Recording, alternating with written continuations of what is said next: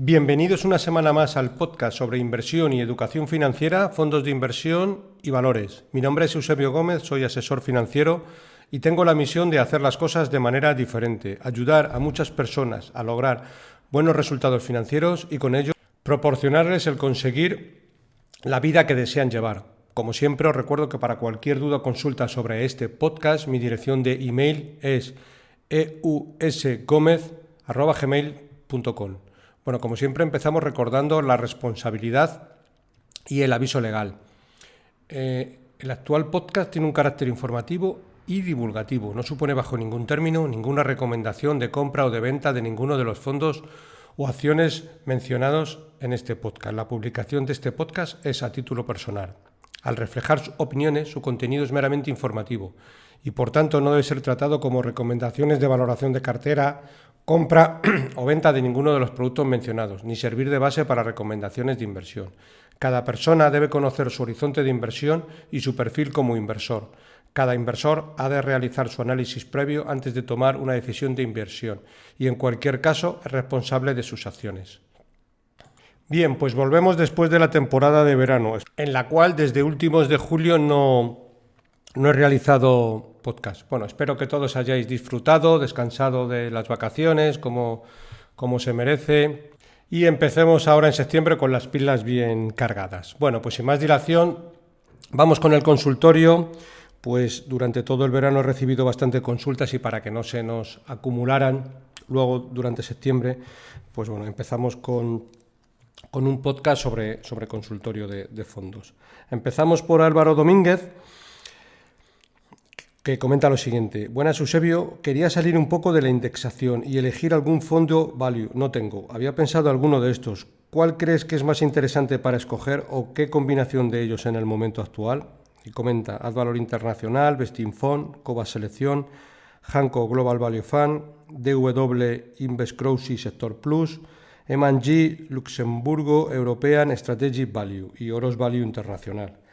Un saludo y muchas gracias. Bien, de estos que comentas, como más interesantes, pues yo recalcaría Oros, Vestinfond y Cobas, claramente. Bueno, pues también un poco combinación de ellos podría incluir el Hanco en un momento dado, pero bueno, tendría que quitar uno de los tres. El Hanco está muy bien porque también descorrelaciona bastante con el resto de fondos, pues tiene una parte que últimamente invierte bastante en mercados emergentes, Corea y ese tipo de zonas, con lo cual, bueno, podríamos quitar quizás de los tres, Oros, Vestinfond o Cobas, e incluir el Hanco por un poco descorrelacionar en la cartera. Me gustan más, hombre, y el DW Invest Growth Sector Plus es un buen fondo, pero bueno, a la hora de elegir me decantaría por estos tres que te he comentado, y el Hanco, bueno, en el caso de que quisiera ponerlo, quitaría uno por no tener cuatro fondos que sí que serían quizás demasiados. Bueno, siguiente cuestión. Alfonso Alfaro comenta lo siguiente. Soy Alfonso, oyente de tu podcast. Enhorabuena por el trabajo. Quería preguntarte qué opinas sobre la cartera de fondos que tengo y si harías algún cambio. Están alrededor del 50% cada uno. Habla de Cornamusa Capital y Pictet China Index Clase. Bueno, el Pictet China Index es un fondo que, aunque es indexado, pero es de la gestora Pictet. Bueno, empezamos primero por el Cornamusa Capital. Está gestionado / asesorado por solo una persona, creo que es Carlos Aizpurúa. Antiguamente tenía un podcast, creo que ahora ya hace tiempo que dejó de hacerlo. Es un fondo que realmente no sigo en el día a día y ahora mismo pues no sé exactamente en qué invierte. En su momento Carlos sí que me parecía una persona bien formada y con bastante sentido común. Aún así, yo prefiero invertir en un fondo gestionado por un equipo, pues creo que a largo plazo los resultados deberían de ser más consistentes. Siempre vamos a tener el riesgo de que una persona se equivoque en las decisiones de inversión, etc. Con lo cual, bueno, yo siempre me inclino por un fondo más de un equipo y sobre todo, claro, tampoco tendría un 50% en cada uno de estos fondos, porque por un lado tengo el 50% en un fondo que está gestionado por una única persona. Y por otro lado tengo el PICTE China Index Clase P también con un 50%, que yo en el PICTE, invirtiendo en China, no tendría más allá del 10% de la cartera. Y en el Corramusa, si tuviera que tenerlo, porque me gusta el gestor y demás, pues pasaría un poco lo mismo, no tendría más del 10% de la cartera. Y luego tendría, bueno, pues fondos, pues como digo, gestionados siempre por un equipo de inversión. Yo creo que siempre al final, es más consistente a largo plazo. En un momento a un gestor acierta un año o dos y le puede ir muy bien, pero yo creo que a largo plazo el estar con un equipo de gestión siempre es mejor que un único gestor, ¿no? Es mi opinión. Siguiente cuestión me la hace Luis Lacárcel, que dice lo siguiente. Buenas, Eusebio.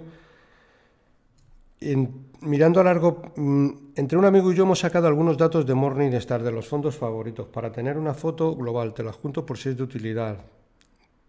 Y luego dice, mirando a largo plazo, lo que veo es que los fondos de renta fija a 5 o 10 años no dan lo que podríamos esperar, de rentabilidades en torno al 5%. Y quería preguntarte si hay algo que no estoy entendiendo bien. Bien, como en todos los sitios, y sobre todo más en los fondos de renta variable, siempre dicen rentabilidades pasadas no garantizan rentabilidades futuras. Pues en este caso también fijarnos en renta fija, en rentabilidades pasadas, no es un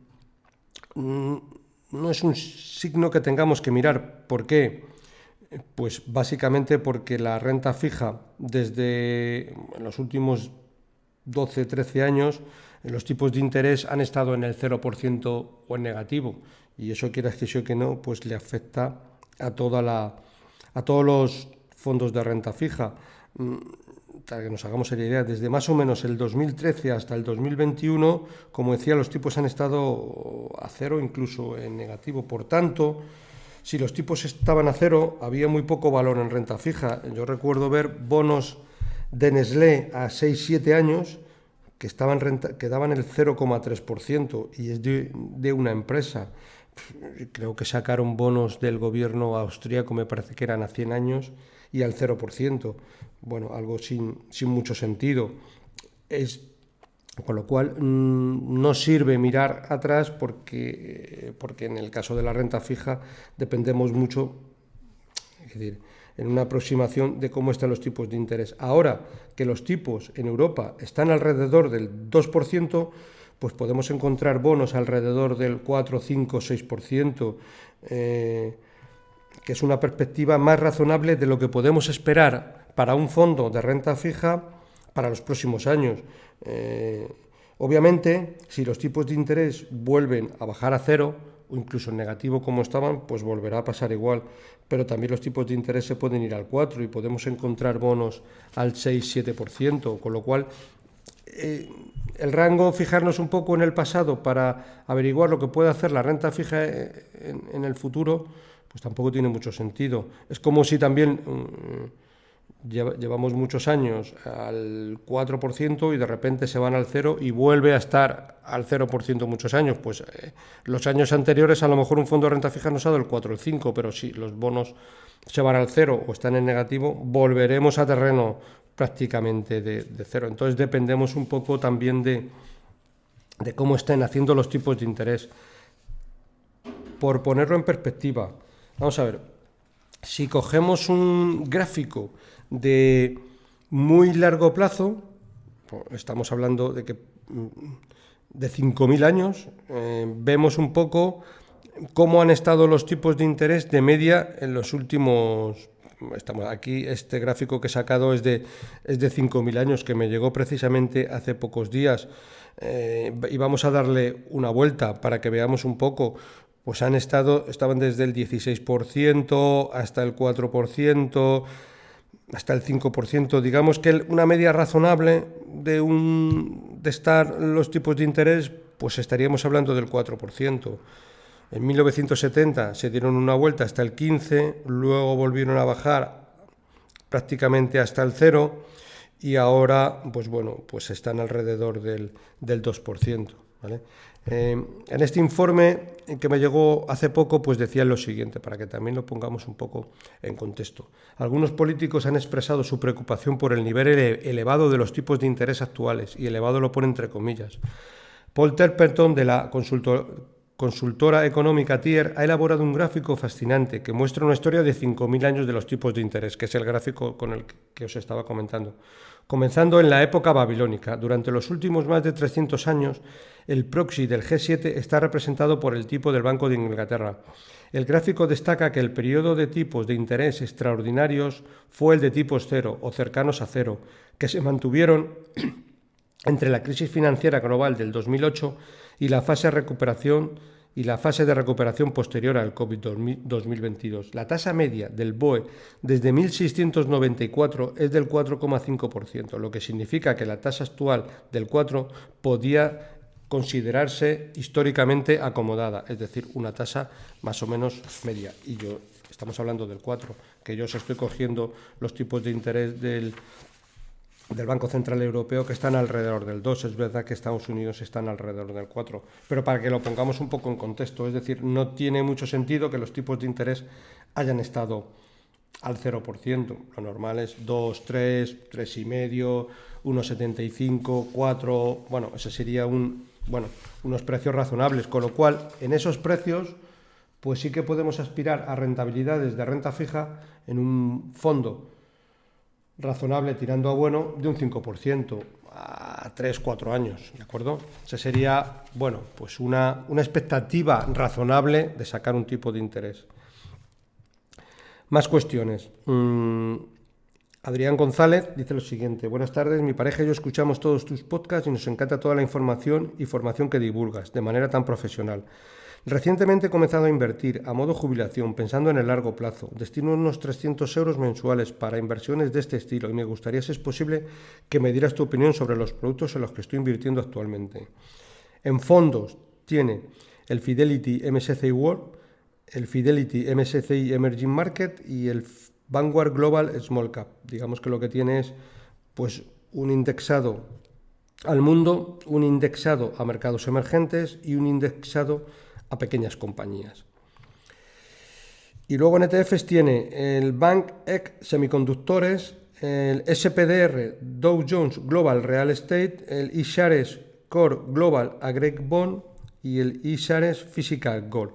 Bueno, aquí lo que tiene es un ETF de semiconductores, un ETF de Dow Jones Global Real Estate, es decir, un ETF que invierte en mercado inmobiliario de Estados Unidos, un ETF que invierte en bonos, el iShares Core Global Aggregate Bond, y el que invierte en bonos, renta fija, y el iShares Physical Gold, que invierte, pues replica el comportamiento del oro. A ver, yo lo que haría en este caso, que destinas unos 300 euros aproximadamente, y luego, por ejemplo, a los ETFs pone aquí que destinas 20 euros, 16 y 20 euros. Yo lo simplificaría y lo dejaría me quitaría los ETFs y me dejaría los fondos, el Fidelity MSCI World, combinado con el Emerging Market y algo con el Vanguard Global Small Cap. Yo le veo más sentido que no invertir luego en diferentes ETFs. Yo creo que con eso y a largo plazo, y si vas haciendo aportaciones periódicas, te va a ir bien, tirando a bastante bien.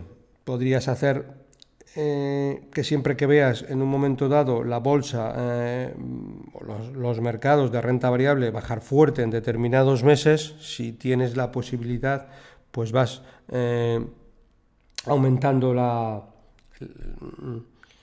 el porcentaje que haces anualmente, es decir, vas adelantando inversiones y en un momento dado ves que ha bajado mucho, pues ese mes, en vez de invertir 300, pues haces 600. Y cuando veas y luego sigues así, cuando veas que los mercados se han calmado y han vuelto a máximos, pues sigues con los 300 euros, o esa aportación en un momento dado que has hecho de 600, pues la dejas de hacer un mes que ves que ha subido mucho, con lo cual por el mismo dinero te darán muchas más participaciones en cualquiera de los tres fondos, en el MSCI World, en el Emerging Market o en el Global Small Cap. Yo creo que lo vas a hacer más sencillo y probablemente a largo plazo lo vas a hacer hasta más rentable. Y no por hacerlo sencillo no significa que luego no lo saques rentabilidad. Bueno, Jorge Pérez hace la siguiente cuestión. Bueno, hace una serie de reflexiones y al final lo que dice es, necesita el consejo / ayuda a la hora de construir una cartera de inversiones. ¿Qué es mejor hacerlo, vía acciones o vía fondos? Comenta ya al final: sigo tu podcast desde hace tiempo y en casi todos los capítulos hablas casi siempre de fondos y muy poco de acciones concretas. Bueno, a mí me gusta mucho más como inversor hacerlo vía fondos. Al final el fondo lo que te da es más seguridad, te da diversificación, una diversificación más elevada, etcétera. El fondo por folleto, muchas veces, algo que la regulación en casi todos los sentidos está mal. Bueno, en el caso de los fondos protegen bastante bien al inversor y está bien diseñada en el sentido de que un fondo no puede invertir más del 10% en una sola posición y al final las 5 primeras posiciones no pueden representar más del 40% del fondo. Esas reglas hacen que de por sí un fondo, pues como mínimo, tenga que tener en cartera entre 20 y 25 de ahí para arriba compañías, con lo cual ya tiene un grado de diversificación por un lado elevado. Es decir, que si el gestor se equivoca en una acción en concreto, que todos los gestores se equivocan de vez en cuando, pues el fondo no sufra en exceso, nada más que lo justo y necesario, y no se lleve por delante todo el capital del fondo. Con lo cual, por ese lado, el grado de diversificación yo creo que protege bastante bien a los inversores. Sin en cambio, si nosotros nos ponemos a invertir en acciones, yo solo lo recomiendo para alguien que se dedique 100% de su tiempo a analizar empresas, porque al final con el fondo pues vas a dormir más tranquilo. A largo plazo probablemente vas a tener mayor rentabilidad por el conjunto de tu inversión. Al final, por una módica cantidad, que es la comisión de gestión, tenemos acceso a los mejores gestores de fondos a nivel mundial, lo cual por ese lado yo estaría más cómodo invirtiendo en fondos. Mirar, también vamos a poner algún ejemplo. Casi todos los gestores en determinadas ocasiones, como son humanos, lógicamente, se equivocan al tomar decisiones de inversión en ciertas empresas. Podemos hablar de Terry Smith con Fan Smith, invirtiendo en PayPal, incluso ahora en Novo Nordisk, o alguna acción que se ha equivocado más. Bueno, ellos tienen bastante información en la cual en un momento dado, pues hasta lo que hacen es que invierten más, se salen de la posición, etcétera. Hemos visto claros ejemplos, por ejemplo, con Francisco García Paramés cuando invirtió en Arecha, y todos sabemos un poco lo que pasó. Hay más casos. Los gestores de Advalor, cuando invertían en plataformas petrolíferas onshore, pues también salieron un poco escaldados. Hay muchos ejemplos. Pero bueno, al final ellos tienen mucha más información que cualquiera de nosotros, tienen mucho más acceso al equipo directivo, al equipo de relación con inversores, etcétera, etcétera, etcétera, y se equivocan con todo y con eso, con lo cual un inversor que compre una acción, que al final el mercado siempre te acaba aprobando, que la acción caiga un 50-60% y a lo mejor el negocio sigue siendo el mismo, pues se puede quedar paralizado, porque si no ha estudiado bien la compañía, no sabe en qué invierte, por qué está pasando esto. A lo mejor resulta que está pasando porque determinados resultados trimestrales están saliendo malos. Oye, porque a lo mejor el negocio se está deteriorando de tal manera que hay que salir de la posición. Entonces, al final, si no estás bien formado y no tienes suficiente información, el mercado te va a aprobar y te van a pegar, digamos, tortas financieras de todos los colores. Invirtiendo en fondos, pues al final tienes que saber un poco y delegar la gestión y a su vez vigilar en qué están haciendo los gestores, con lo cual por ese lado yo iría por la vía de los fondos. Bueno, más cuestiones. Brian Rodríguez comenta lo siguiente: hola, buenas, Eusebio, muchas gracias por su ayuda en la orientación de inversión y por su labor de análisis de cartera. Quisiera pedir su opinión acerca de mi estrategia de inversión y de mi cartera. Mi nombre es Brian, tengo 35 años, con un plan de inversión a largo plazo de 20 a 30 años, con mucha tolerancia al riesgo, con mayores aportaciones durante las caídas del mercado. Al inicio de mis inversiones realizaba más aportaciones a cartera de Robot Advisor por el criterio de que menos del 95% de los fondos de inversión baten al mercado. Pero en el transcurso que he escuchado diferentes podcasts, dentro de los cuales está el suyo, me he dado cuenta que hay fondos de inversión activa que sí baten al mercado.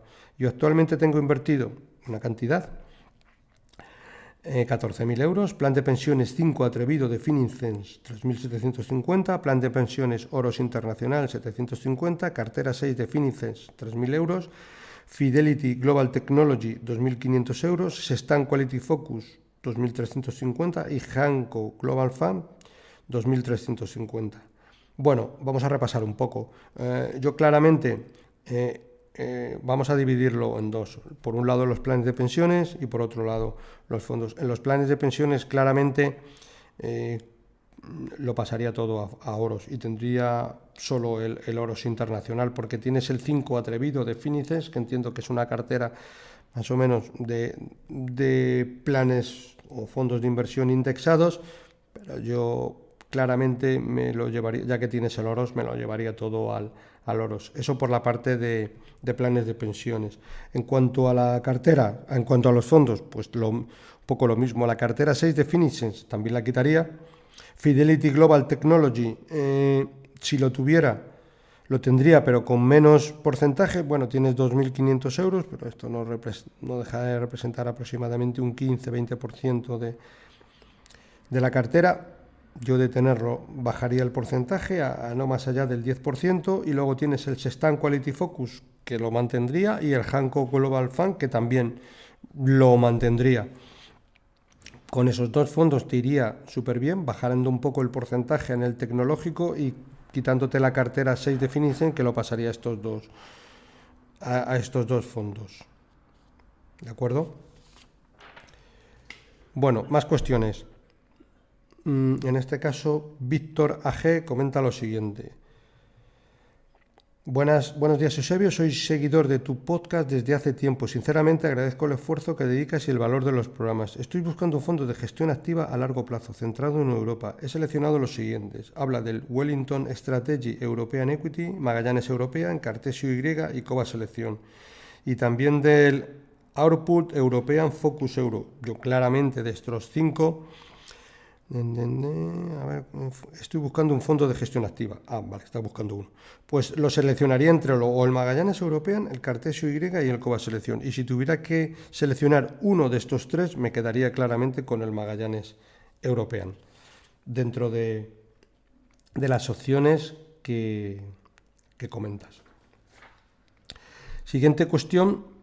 Raúl Daza dice lo siguiente. Mi duda es la siguiente. En mi cartera de fondos entre monetario, renta fija y variable tengo unos 140.000 euros. ¿Mejor en dos plataformas que solo en una? Actualmente lo tengo todo en MyInvestor. Por seguridad, mejor utilizar otra plataforma, aunque el dinero lo tenga en los fondos, no en la cuenta corriente. Había pensado usar Renta 4 además de MyInvestor. Bueno, bajo mi punto de vista es indiferente. Puedes tenerlo todo en la misma plataforma. No hay... Entiendo que lo dices un poco por seguridad, por si MyInvestor o la plataforma quiebra, y tienes que tener en cuenta lo siguiente. Cuando tienes el dinero invertido en fondos, no es lo mismo que cuando tienes el dinero invertido en un depósito o depositado en la cuenta corriente. La diferencia es que tú, una vez que lo tienes invertido en fondos, eso ya no forma parte del balance del banco, y eso son participaciones que están a tu nombre. Si por lo que sea el banco quebrara, a ti esas participaciones te las asignarían, porque eso no es balance del banco. No es lo mismo que si tienes un depósito bancario. Tienes un depósito bancario, estás cubierto por los primeros 100.000 euros, pero el resto ya no estás cubierto. Y eso sí que forma parte del balance del banco, porque cuando tú dejas el dinero bien en un depósito o en saldo en cuenta corriente, el banco al día siguiente pues se lo da a un tercero vía préstamo. ¿De acuerdo? Con lo cual eso sí que está en el balance del banco. El balance del banco está en activos, pasivos, etcétera. Entonces ahí sí que tienes un riesgo. La mayoría de la gente que tiene, vamos a llamarle, mucho dinero, millones de euros, pues como norma general lo tienen todo en fondos, y lo tienen en un momento todo en la misma entidad porque saben que no hay ningún problema. Podemos ver algunos casos, ha habido pocos casos, quiero decir, casos de quiebras de bancos. Un banco característico hace años quebró Banco Madrid. Y Banco Madrid era un clásico banco que mucha gente tenía inversiones. Pues la gente que tenía inversiones no perdió su dinero. A lo mejor estuvo 15, 20 días, 30 días hasta que todo se normalizó. Esas participaciones estaban a su nombre y luego las pudo recuperar vía traspaso a otra entidad, etcétera, etcétera, etcétera. Pero no todo lo que fuera dinero en fondos o dinero incluso en acciones, tú tienes acciones de Telefónica, el banco quiebra, esas acciones de Telefónica son tuyas. Están depositadas, están a tu nombre y lo único que tardarás a lo mejor pues un poco más en venderlas, menos, o en traspasarlas a otra entidad, pero eso es tuyo, eso no hay. Entonces yo por el lado de la seguridad no veo el tener dos plataformas porque, como digo, ese dinero está absolutamente fuera del balance del banco y en caso de quiebra nunca te va a afectar, insisto, siempre que lo tengas en fondos. Bueno, Alberto González hace la siguiente cuestión. Quiero construir una cartera moderada a medio plazo. Mi intención es poner 50-50. 50 renta variable, 50 renta fija. ¿Qué me recomiendas? Dice, ¿fondos mixtos o hacer yo la cartera 50-50 en fondos de renta fija y de renta variable? Bueno, aquí tienes dos opciones y va a depender, la recomendación que yo te hago, que te debería de hacer es la siguiente. Va a depender un poco del grado de tiempo que tú quieras dedicar a esto. Vamos a ver dos ejemplos. Si a esto no le vas a dedicar más allá de 15 minutos cada 3 o 6 meses, mejor que hagas fondos mixtos, con lo cual ya los gestores se van a dedicar a cuando ellos vean que a lo mejor resulta que en un momento dado tienen que tener 60% en renta fija, 40% en renta variable o al revés. Bueno, pues ellos ya van a ir haciendo la asignación adecuada en el fondo, con lo cual tú ya no tienes que hacer nada. Varios ejemplos de fondos, vamos a llamarle mixtos. Pues mira, tenemos el buy and hold flexible, que históricamente ha dado una rentabilidad incluso muy parecida a la de los mercados de renta variable, pero evidentemente con mucha menos volatilidad. Pues este fondo, creo recordar que de media pues está dando un 6-7% en los últimos 15 años, que está muy bien para ser un fondo mixto. Luego tenemos el Trojan Fund, que es un fondo mucho más conservador, pero que también está en los entornos del 6-7%, desde hace más de 20 años que está el fondo en funcionamiento. Tenemos el Invesco Pan European High Income, otro ejemplo de también un buen fondo mixto, y tenemos el Flossback Multi-Assets Balance, que también combina renta variable con renta fija y a juicio del gestor va subiendo o bajando la exposición como ellos mejor lo consideran adecuado. En cambio, si tú a esto le vas a dedicar 15-30 minutos al mes, ¿vale?, pues igual sí que te compensa diseñarte tú la cartera con fondos de renta fija y de renta variable. De esa manera, con que lo mires una vez al mes y si ves, oye, pues los mercados siguen más o menos igual, pues bien, pues sigo la cartera.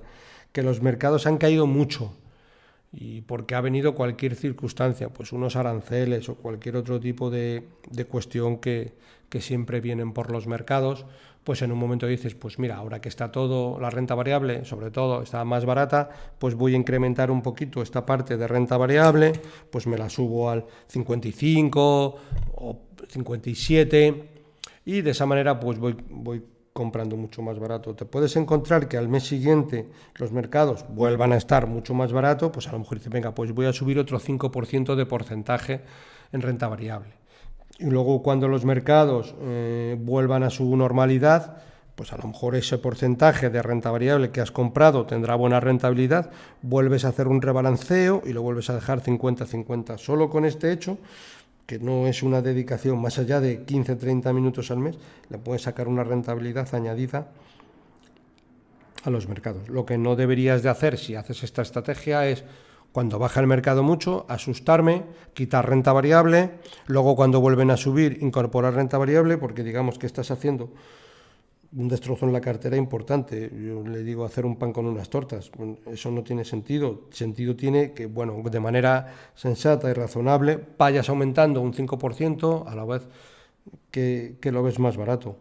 Y así, consecuentemente, históricamente. Solo con que hagas eso y le dediques un poquito de tiempo al mes, pues es más que suficiente. Entonces va a depender un poco de cuánto tiempo le quieras dedicar a esto. Y te vas por una parte o te vas por la otra. La siguiente cuestión nos la hace Guillermo.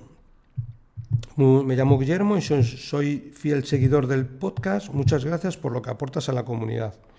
Dice, de cara a tu próximo consultorio, quisiera comentarte que hay 2 fondos de mi cartera que los que estoy buscando una alternativa, que son los siguientes. Matthew Asia Discovery, anteriormente llamado Matthew Asia Small Cap, y Columbia Trillium American Small Cap. Hay varios puntos que me hacen dudar de ellos, principalmente mal rendimiento en los últimos 3 años en comparación con otros fondos comparables y con Subvermas. Gestores poco accesibles, cuyos comentarios trimestrales son principalmente técnicos descriptivos, lo cual no permite ganar convicción en épocas de menor rentabilidad. Bueno, aquí he de decir que efectivamente, claro, cuando tenemos unos gestores que en este caso son de Asia y en este caso tenemos otros gestores que es el Columbia Trillium American Small Cap, pues al final sí que son gestores poco accesibles. Columbia Trillium es una empresa enorme con un montón de fondos y que no es una gestora, vamos a llamarle, pequeñita como puede ser en España, pues un Cartesio o un Magallanes, que todos los meses hacen un informe bastante clarito, tenemos una página web en español, podemos llamar a la gestora si tenemos alguna duda, en fin, son gestores más accesibles, pero claro, es imposible tener un fondo en Asia y que el gestor sea accesible. Es algo que, bueno, no es incompatible. Y luego dice, las valoraciones de sus carteras actuales no parecen especialmente baratas, a pesar de venir de años de rendimiento discreto. En mi caso, que me considero un inversor muy sesgado al value, este punto es especialmente relevante. Dice, en el caso de particular del Matthew, está muy posicionado en un mercado muy sobrecalentado como es India. Yo aquí la pregunta que me hago es, vamos a ver, tanto tú como yo, 2 españoles, desde España, podemos tener más juicio de si un mercado como el indio está más sobrecalentado que la información que pueden tener los gestores de Matthew que están sobre el terreno. Pues a lo mejor cierto mercado de India está sobrecalentado, pero cuando los gestores de Matthew invierten algo o gran parte de dinero en India es porque están viendo que hay, bueno, pues bastante potencial. En el caso de Matthew, yo tengo una consideración muy alta sobre este tipo de gestores. ¿Por qué? Porque me parecen de lo mejor que podemos encontrar en Asia. Yo hace años coincidí en un evento de Cityware con los gestores y hablando con ellos, pues evidentemente pude observar de primera mano el alto grado de conocimiento que tienen en las compañías que invierten. Es una gestora pequeña, tipo boutique, los gestores son propietarios de la gestora. Pues estas cuestiones hacen que los intereses de alguna manera estén alineados. Oye, no voy a ser yo el que ahora desde España les vaya a decir a ellos, oye, ¿por qué saliros de India? Porque está muy sobrecalentado, etc, etc, etc. Cuando ellos lo hacen, pues supongo que tendrán un buen juicio para hacerlo. Esto en cuanto a esta cuestión. Sigue diciendo, idealmente estoy buscando sustituirlos por otros fondos que cubran sus respectivas áreas geográficas. El Small Cap USA en el caso de Trillium y Asia para el Matthew, con un enfoque más value, que es lo que conforma el grueso del resto de mi cartera. Oros, My Investor Value, Azagala, y con gestores que tengan por costumbre comunicarse periódicamente con sus partícipes de manera transparente. A ver, si queremos gestores que se comuniquen por costumbre periódicamente con sus partícipes de manera transparente, que a mí me parece fenomenal, deberíamos de buscar gestores españoles. Pues Oros, My Investor Value, Azagala, ahí tenemos toda la información. Y de manera transparente y periódicamente. Ahora, si invertimos en un fondo de asiático, pues eso, de alguna manera lo vamos a perder. Lo que sí nos tenemos que asegurar, que con Matthew nos lo estamos asegurando, sea una gestora pues Pues del tipo Oros, del tipo Magallanes, del tipo Cartesio, gestora pequeña, Bueno, para último dice, para Asia me he fijado de entrada en el Federet, Hermes Asia es Japón. Aquí te va a pasar exactamente igual. Es decir, no vas a tener comunicación periódica con sus partícipes de manera transparente. Son transparentes, pero es que están en el otro lado del mundo. Y también habla del Fidelity Asia Small Cap. Te va a pasar un poco igual. De Fidelity, que es una gestora muy buena, pero es una gestora grandísima que tiene fondos en todo el mundo y muchos de ellos muy, muy buenos. Pero vamos a perder la comunicación. Entonces yo en este caso lo que haría sería, quiero tener exposición a Asia. No quitaría el Matius porque contra las dos alternativas que me das, claramente el Matius lo va a hacer mejor y a lo mejor en los últimos 2-3 años lo está haciendo peor. Pues a más para hacerlo mejor. Es un poco como el caso de Cobas o Advalor en España, que muchas veces pasan por periodos malos, pues a lo mejor es ahí cuando tenemos que mínimo no quitar y en el mejor de los casos aumentar. Ahora el Cobas pues está yendo muy bien, pero tenía años que iba francamente mucho peor que el mercado, con lo cual, pues una idea es no quitar y otra sí podemos ir metiendo más. Y si tenemos un 10% de la cartera en un fondo asiático, más o menos que podemos considerar de bueno, pues yo estaría bastante tranquilo. Vamos a dar un repaso a la alternativa que dices del Small Cap Trailing de pequeñas compañías. Aquí claramente sí que lo quitaría y me iría, por ejemplo, al Findlay Par, que te voy a dar el leasing, que es IE000 IJHR NQ0. Claramente es un fondo mejor. Y sí que tenemos algo, a mí por lo menos de este fondo me llega todos los meses información pues bastante transparente de lo que están haciendo, cómo lo están haciendo, dónde se están moviendo, y vamos a dar un repaso a este fondo. Mirad, el Findlay Par es un fondo que se funda en Londres en 1998 para gestionar una única estrategia de bolsa americana, centrada en compañías de gran calidad, con flexibilidad para invertir en todo el espectro de capitalizaciones y con un claro foco en la protección de capital a la baja, en correcciones de mercado, como demuestra el hecho que desde el lanzamiento haya batido a los índices en 31 de los 33 trimestres negativos de mercado. Es decir, este fondo, cuando cae el mercado, cae mucho menos. Prácticamente siempre cae mucho menos que caen los mercados. En la actualidad, este fondo sigue contando con una única estrategia y un único fondo de renta variable americana. Es verdad que tiene 10.000 millones en activos, es el mayor fondo de renta variable americana de gestión activa domiciliado en Europa.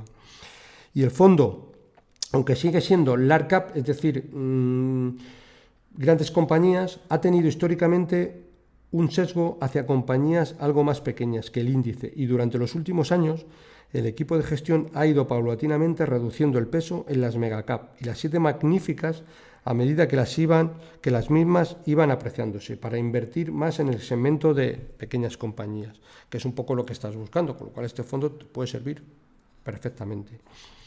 Sigue diciendo, donde el equipo ve actualmente que está el valor y hay mucho menos riesgos. En la actualidad, el peso en las 7 magníficas es solo del 4,1 al cierre de junio, versus 36% del SP500, tras la venta completa de Alphabet en el mes de noviembre, dejando Microsoft como única posición del fondo en las 7 magníficas, que es donde está este 4,1%, es decir, tienen un 4% en Microsoft, pero no tienen nada en el resto.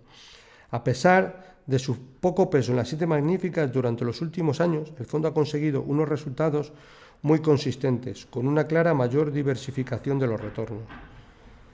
Y siguen comentando. Findlay Par opina que es muy probable que la próxima década sea muy diferente a la vivida recientemente y que por lo tanto la rentabilidad del mercado americano va a estar marcada por mucho más que solo unas pocas compañías tecnológicas. Los principales argumentos de la gestora son que tras más de una década de tipos de interés al 0%, que han beneficiado extraordinariamente a esas compañías de crecimiento, los tipos a corto plazo están ahora en el 4,25-4,5, tras la última bajada de mediados de diciembre, y aunque pueden bajar un poco más, no parece que vayan a volver a los mínimos vistos en el pasado. Además, tras 2 décadas de globalización, ahora se fomenta la reindustrialización de Estados Unidos y traer ciertas cadenas de suministro al país para poder ejercer un mayor control sobre ellas. El gobierno americano ha tomado medidas fiscales extraordinarias para favorecer todo este proceso, medidas que tras la victoria de Donald Trump en las elecciones presidenciales cobrarán incluso mucha más relevancia. Este nuevo entorno va a favorecer un rango de compañías muy diversas, pero sobre todo al segmento de pequeñas compañías americanas, con un mayor componente de sus ingresos a nivel doméstico, las cuales adicionalmente cotizan a una valoración relativa muy atractiva. Y dice, la filosofía de Findlay Parr es completamente agnóstica en cuanto a industrias y a capitalización, siguiendo la calidad de las compañías su piedra angular. Por eso solo invierten en compañías con balances sólidos, perspectivas de crecimiento resilientes, retornos atractivos y generación de flujo de caja positivo. Además, buscan compañías con un equipo directivo con un sólido track record en cuanto a asignación de capital. Una demostración de la importancia que le dan a la solidez del balance y se puede ver en el ratio de cobertura de intereses y en el apalancamiento agregado de la cartera en comparación con el índice. Por eso, este tipo de fondos / estrategias, cuando los mercados se ponen a caer, caen mucho menos. Findlay Parr continúa centrada en buscar compañías que puedan crecer consistentemente su flujo de caja libre a ritmos por encima del 10%, al mismo tiempo que evitar la pérdida de capital en cada una de sus inversiones. Y dado el entorno de tipos más altos y menor globalización, su visión es que una cartera bien diversificada será capaz de aportar rentabilidad compuesta y relativa positiva en los próximos años. Y al final tenemos que pensar en ese 10%. Es decir, si ellos buscan empresas que su flujo de caja libre crezca por encima del 10%, pues ahí ya tenemos una métrica de lo que el fondo nos debería de dar en los próximos años. Sigue diciendo, invirtiendo en compañías bien gestionadas, rentables y con modelos de negocio resilientes, que además estén poco endeudadas y sean predecibles en su generación de caja. Y dentro de las mayores compañías encontramos a Microsoft con un 4%, Intuit con un 3,5%, API 3,2%, Standard & Poor's Global 3,2%, Accenture 3,1%, Mastercard 2,9% y Liberty Media 2,7%. Bueno, siguiente cuestión. En este caso, el oyente me dice lo siguiente: si haces algún comentario sobre este correo, te agradecería que no facilites mi nombre, los demás datos me dan igual. Como dice el nombre y luego el apellido, pues voy a facilitar solo el nombre, y además es un nombre bastante genérico para que, bueno, sea anónimo, que nos la hace José, ¿vale? Dice lo siguiente: buenos días, Eusebio, quiero escribirte para darte las gracias por los podcasts que semanalmente nos haces, no me suelo perder uno. Quiero agradecerte tus comentarios en los podcasts, por el cual hice un traspaso este año a mediados de abril del fondo Amundi MSCI World al fondo Baillie Gifford Discovery, el cual tiene una rentabilidad cercana al 29%. Bueno, sí, en efecto. Cuando todo el tema arancelario y tal, me fijé bastante en este fondo y en varios capítulos lo comentaba por aquí, que era una muy buena opción de invertir en ese fondo, y la verdad que no pensaba que en tan poco tiempo ya llevaría un 29%. Este fondo, si nos fijamos ahora mismo en el año, pues a lo mejor está un 1-2% de rentabilidad, -2, por ahí. Pero es que lo que pasaba es que en esa fecha, cuando estaban los aranceles, el fondo estaba cayendo entre un 25 y un 30. Es decir, cuando compro un fondo que cae un 25 o un 30, solo con que acabe el año al 0%, yo ya le he sacado un 25%. Y luego puedo beneficiarme de que los siguientes años, como norma general, el fondo lo va a seguir haciendo bien.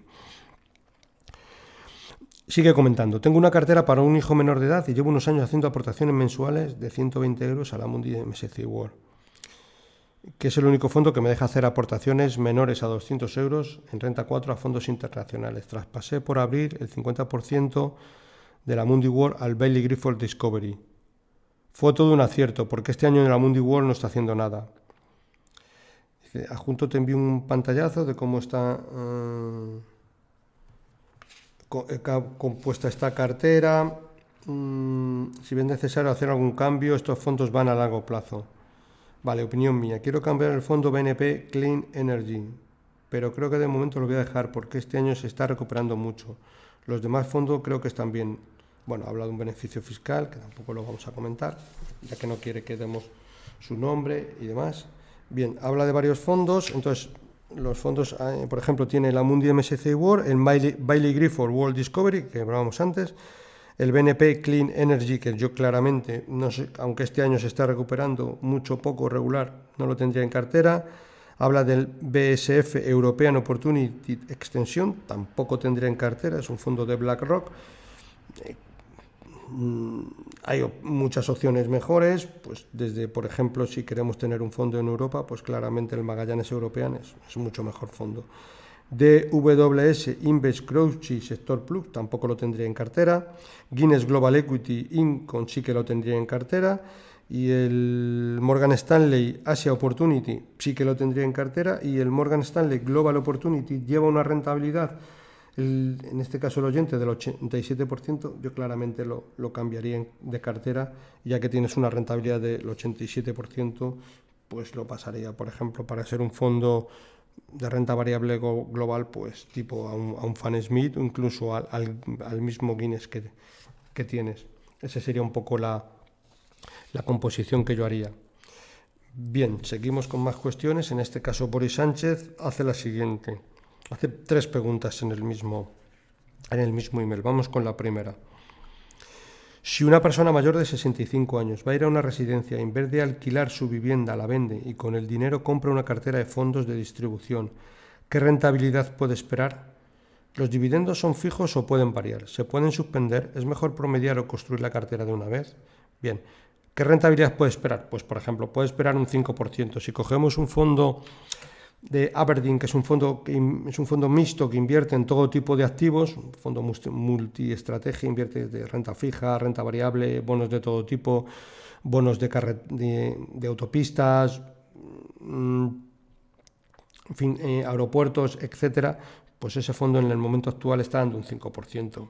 ¿Los dividendos son fijos o pueden variar? Los dividendos pueden variar, porque no son fijos. Evidentemente, al tener un fondo diversificado mundialmente, pues no va a haber grandes variaciones a la hora de que puedan variar en exceso, porque no es lo mismo que si tenemos todo el dinero en una compañía, como puede ser cualquiera, Santander, Ferrovial, Google, etcétera, que ahora mismo nos da un dividendo del 5%, pero por lo que sea, Ferrovial de turno o la empresa que sea decide suspender el dividendo por miles de factores o bajarlo fuertemente y nos puede afectar. Teniendo un fondo y muy diversificado globalmente, es complicado. Podría variar un poco, que en determinados años nos den un 4, en determinados años nos den un 6,5, pero podría... ¿Se puede suspender? Es complicado que un fondo que tiene el objetivo de distribuir dividendos se suspenda.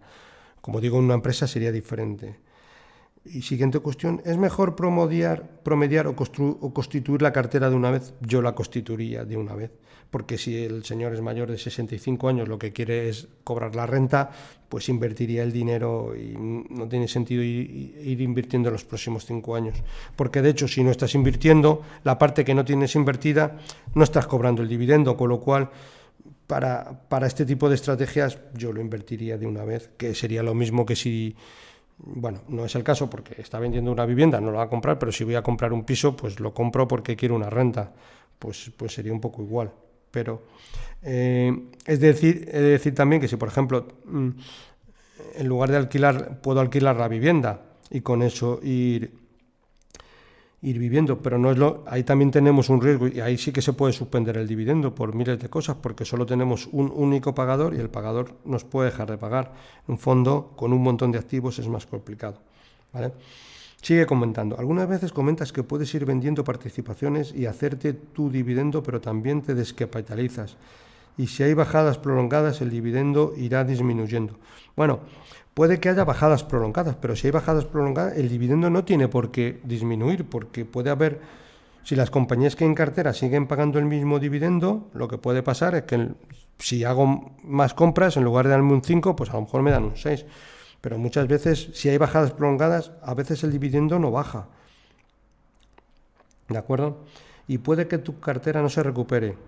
Bueno, si hay bajadas prolongadas de mercado, lo que nos va a bajar es el valor de la inversión, pero no el dividendo que vamos cobrando. Son cosas un poco diferentes. Asimismo, si mantienes el activo, este puede pasar a la siguiente generación, que lo puedo volver a cambiar a un fondo de acumulación, haciendo que el capital familiar vaya incrementándose con el tiempo. ¿Qué te parece? Sí, exacto. Tú puedes ir cobrando el dividendo y en el futuro pues lo dejas a la siguiente generación y bueno, puedes hacer un traspaso a un fondo de acumulación. Y bueno, y en el transcurso de todo esto pues no tributas. Es una muy buena opción.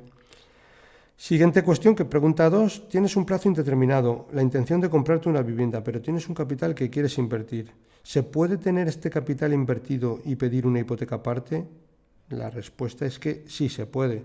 ¿Cómo encajarían estos fondos con la hipoteca para evitar vender estos últimos? A ver, hay mucha gente que lo que hace es, tiene fondos de inversión, no los deshace, pero necesita comprarse una vivienda y pide una hipoteca. Un ejemplo sencillo.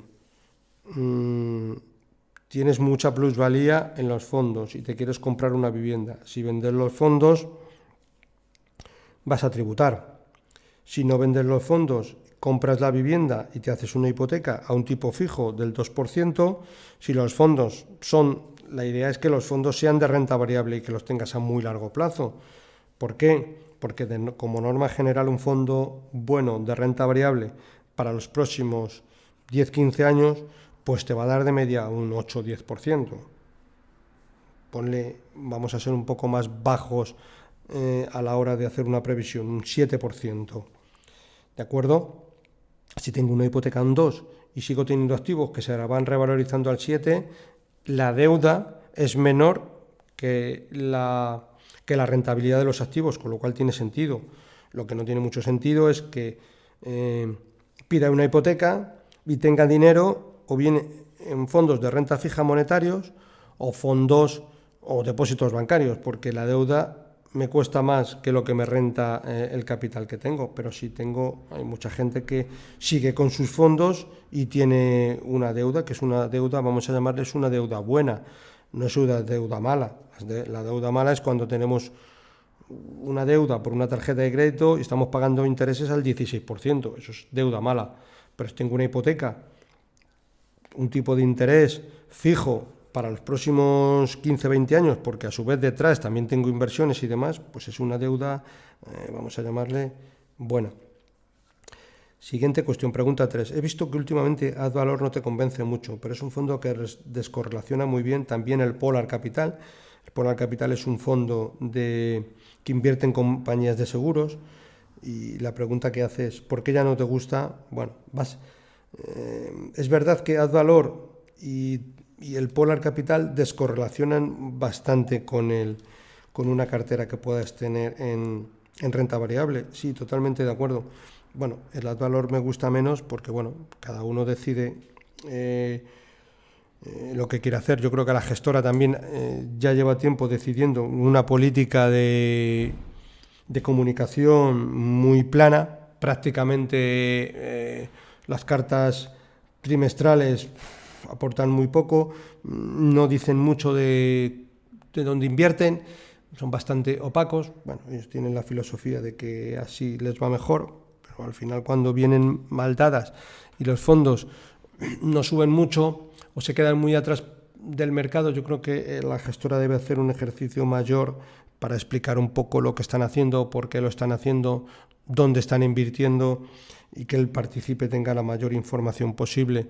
Muchas veces el partícipe, si ve que el fondo no va como el mercado, se queda atrás. Se queda atrás a lo mejor por los motivos correctos, porque los gestores están invirtiendo en ciertas compañías que están muy penalizadas. Pero si no lo terminas de explicar bien, por mucha credibilidad que tengas, por muy historial que tengas, yo creo que eso va en contra de la propia gestora. Pero bueno, esa es mi opinión. Y al final, cuando uno tiene poca información y la que tiene no es del todo buena, pues tiene que también decidir dónde estar más cómodo y dónde dormir más tranquilo, sabiendo dónde está el dinero, tanto tuyo como de los inversores. Bueno, siguiente cuestión. Iván Fernández hace la siguiente. Para una inversión de 250.000 euros en el sector inmobiliario, ¿qué es mejor, comprar un piso o alquilarlo o comprar un fondo inmobiliario /SOCIMI? Claramente, desde mi punto de vista, lo comentaba también antes, en otro En otra consulta, mejor comprar un fondo inmobiliario o una SOCIMI. La SOCIMI es como un REIT en Estados Unidos. Tienen ciertas bonificaciones fiscales que lo hacen muy interesante. Prácticamente no pagan impuestos de sociedades, están obligados a repartir aproximadamente el 80% de los beneficios vía dividendos, tienen un mayor grado de diversificación, tienen un mayor grado de seguridad. No vas a pasar malas noches porque te han ocupado la SOCIMI, eso no va a pasar. No es como si tienes una vivienda alquilada o un local en alquiler. Tienes activos en toda España, en toda Europa, activos en las mejores calles y ciudades tanto de España como de Europa, en las mejores zonas, alquileres a compañías muy grandes y muy solventes, Madrid, París, Bruselas, Londres, etcétera. Y por ejemplo, hay varios, si hablamos de fondos, que tienen incluso un descuento sobre el NAV del 27%, con dividendos del 6%.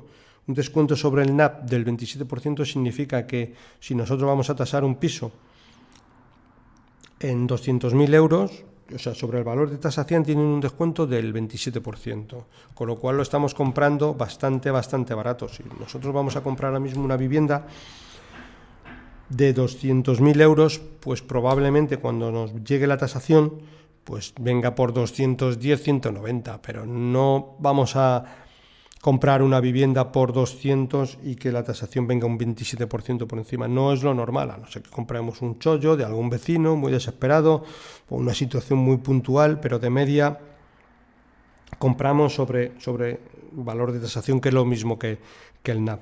Bueno, en determinados fondos en el momento actual hay cierto descuento que es interesante. Siguiente cuestión. José María Álvarez, actualmente me encuentro en la situación de que me han vencido varios depósitos bancarios, la rentabilidad que me ofrecen es muy inferior a la que tenía y me estoy planteando otras opciones porque veo que no me cubren ni la inflación. ¿Qué alternativas tengo? Soy un inversor conservador. Bueno, puedes irte a la alternativa, por ejemplo, de tener o bien fondos monetarios o bien fondos de renta fija que te van a dar un poquito más.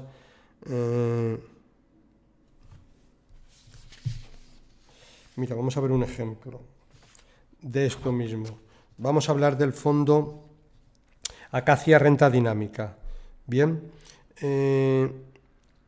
y he sacado este fondo que podría irte bien, pero tienes un espectro de inversión que puedes hacer una combinación tanto de una parte en monetarios y otra parte en renta fija para que te dé más que un depósito bancario, tengas liquidez inmediata, no tengas que estar esperando a que te venza el depósito y probablemente tengas una rentabilidad incluso mayor.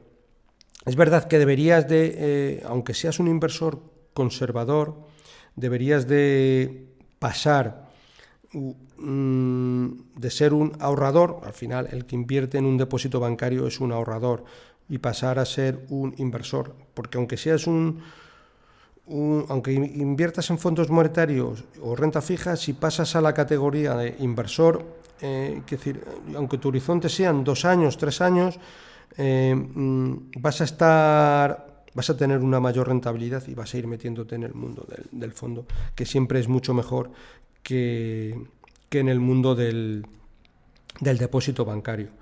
A veces incluso tu horizonte de inversión es de largo plazo, pero como eres muy conservador, no quieres asumir riesgos, vas haciendo depósitos que como norma general no te cubren ni la inflación. Sin entrar en la cuenta, lo vamos a dejar al lado, el efecto impositivo. Cuando te vence un depósito que a lo mejor te ha dado el 1,5 o el 2%, en ese mismo momento te descuentan el 19% de los intereses bancarios. Con lo cual, bueno, la rentabilidad se te queda muy pequeña. Mira, vamos a dar 2 ejemplos. Vamos a hablar en primer lugar del fondo que te puede ir muy bien dentro de una combinación que puedas hacer de fondos. El Nordea Low Duración es un fondo que invierte en cédulas hipotecarias de corto plazo, es decir, por un lado tienes que invierte en renta fija, pero por otro lado tienes el colateral de las cédulas hipotecarias, que es lo mismo que hipotecas, con lo cual si en un momento dado esos bonos no se pagan a Nordea, Nordea puede quedarse con las casas, con las hipotecas, etcétera. Es decir, tienes un doble grado de seguridad, con lo cual aquí la pérdida de capital es pequeña. Y como norma general es un fondo, pues que da alrededor del 3 y pico por ciento de media.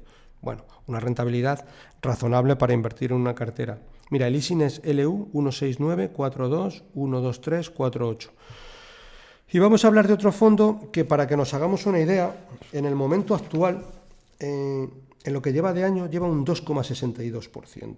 Si lo llevamos a septiembre, lo saqué, bueno, hoy es viernes, día 5, lo saqué creo que ayer o antes de ayer, con lo cual la rentabilidad de este tipo de fondos de un día para otro varía muy poco. Si lo anualizamos, esto sería un 3,90%. Está muy bien para este tipo de fondos. Vamos a ver, el fondo es Acacia Renta Dinámica. Vamos a ver un poco este tipo de estrategias, porque suele dar el objetivo, para que veamos, del fondo, tiene un objetivo de dar una rentabilidad de la letra del Tesoro a 12 meses más un 2-3%, y el cual, como norma general, se ha batido desde el inicio. El factor clave para lograrlo es su metodología sistemática, que ahora vamos a repasar un poco. Bueno, pues un claro ejemplo de donde puedes tener el dinero, incluso dentro de una cartera de renta fija. ¿Qué hace el fondo para conseguir que le den una rentabilidad de las letras del Tesoro más un 2-3%, que ya esté muy bien? Mira, combina la estabilidad de la renta fija de alta calidad crediticia a corto plazo con el extra de rentabilidad que ofrece la venta de volatilidad a través de opciones listadas sobre índice europeo.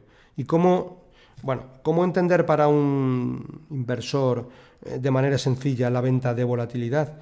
Pues ellos lo asimilan a lo que puede ser una compañía de seguros. Acacia Renta Dinámica recibe un ingreso recurrente por la venta de opciones, al igual que una aseguradora cobra las primas de las pólizas. A cambio, esta se compromete a la cobertura cuando se produce un ejemplo, por ejemplo, el incendio de una casa, al igual que el fondo, el cual sufre pérdidas cuando las bolsas experimentan un movimiento extremo. Un movimiento extremo es que bajan mucho y de golpe, como puede ser, pues, el mes de los aranceles o la semana de los aranceles. Pero siguiendo con el símil del mundo del seguro, ¿qué ocurre cuando nos toca renovar el seguro después del incendio? Pues que las compañías, como norma general, nos sube la prima para ese año. La estrategia del fondo funciona un poco igual. Después del siniestro, por ejemplo, una fuerte caída de los índices de bolsa, el precio de las opciones que podemos vender sube con fuerza, de manera que los ingresos se incrementan sustancialmente. Asimismo, ¿cuál es la probabilidad de que haya 2 incendios consecutivos? Bueno, pues cuando viene un COVID, pues como norma general luego los mercados se recuperan, pero no vienen 2 COVID seguidos, ¿vale? La gestora lo define como un fondo todoterreno. Rehusamos emplear el término retorno absoluto, ya que pretende obtener rentabilidades positivas en cualquier entorno inversor, en mercados alcistas, laterales, incluso en mercados moderadamente bajistas. Objetivo que ha logrado cumplir en su década de historia, en situaciones de mercado muy complicadas y muy distintas, 2011, 2016, 2018 y especialmente en 2020. Así, el fondo ha finalizado todos los años naturales en positivo, salvo una ligera pérdida en 2018, si bien durante algunos de estos ejercicios ha registrado caídas mayores en momentos puntuales. Es decir, el fondo en un momento dado, cuando los mercados caen, el fondo cae un poquito por el tema de las opciones, pero luego se suele recuperar con bastante facilidad, ¿vale? La estrategia de la venta de opciones lo que hace es generar un ingreso recurrente. Por este motivo lo consideramos un buen complemento sustituto a la renta fija tradicional, que tan bajas rentabilidades ofrece en este entorno. Asimismo, se trata de una aproximación diferente al riesgo bursátil, por lo que es un buen complemento sustitutivo a un fondo defensivo tradicional. Aunque en este último caso la renovación sistemática de la estrategia permite que los plazos de recuperación se aceleren. Es el mecanismo que nosotros denominamos efecto fuelle, la capacidad que tiene el fondo de recuperarse de situaciones como la vivida en 2020, ya que frente a un mixto tradicional cuenta con una doble palanca. En primer lugar, la recuperación bursátil por el tema de las opciones, y si esta no se produjese, la venta de volatilidad a precios muy atractivos. Volatilidad que sigue existiendo porque la bolsa no ha recuperado, como indicábamos en el ejemplo de la renovación del seguro después del accidente. Otro ejemplo también de renta fija, de lo que podemos esperar si hacemos una carterita de fondos monetarios renta fija. Tenemos dos ejemplos también adicionales, que es el Flossbank Bond Store Bond Opportunity. Para que nos hagamos una idea, la rentabilidad a 30 de agosto es del 3%, con lo cual si anualizamos también nos vamos a ir por encima del 4%. En este caso tiene una duración ofensiva, es decir, cercana a 8 años. Los gestores consideran que en el momento actual los tipos de interés sí que conviene coger duración, ¿vale?